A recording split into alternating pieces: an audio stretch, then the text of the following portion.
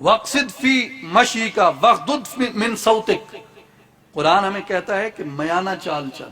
یہ جو تو اکڑ کے چلتا ہے، کندھے نکال کے اور سینہ تان کے چلتا ہے، خدا کی مخلوق پہ اپنے روب، اپنے دبدبے، اپنے جلال کو طاری کرتا ہے، اس کے راستے کو چھوڑ کر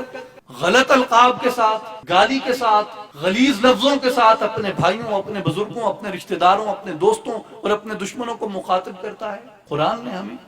حکم دیا کہ وَاغْضُضْ مِنْ صَوْتِكَ، اپنی آوازوں کو نیچا کر لو۔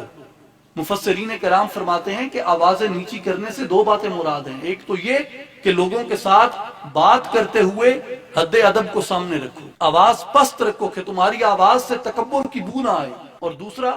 جو آواز کے اندر الفاظ استعمال کرو وہ الفاظ بھی نیچے ہوں،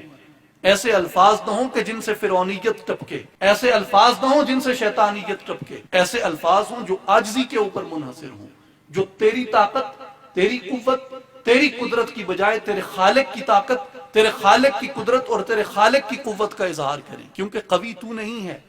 قوی وہ ہے، غالب تو نہیں ہے، غالب وہ ہے، کبریائی تجھے زیبا نہیں ہے، کبریائی اسے زیبا ہے۔ حضرت سلطان باہو رحمۃ اللہ علیہ اپنی تصنیف مبارک عین الفقر میں فرماتے ہیں کہ آقا پاک امام الانبیاء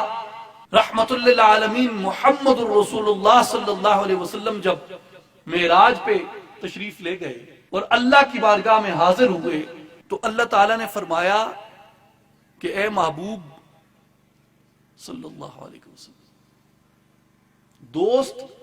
جب دوست کے پاس آتا ہے تو کوئی تحفہ لے کر آتا ہے، آپ میری بارگاہ میں آئے ہیں تو میرے لیے کیا تحفہ لے کے آئے ہیں؟ آپ میری بارگاہ میں آئے ہیں تو میرے لیے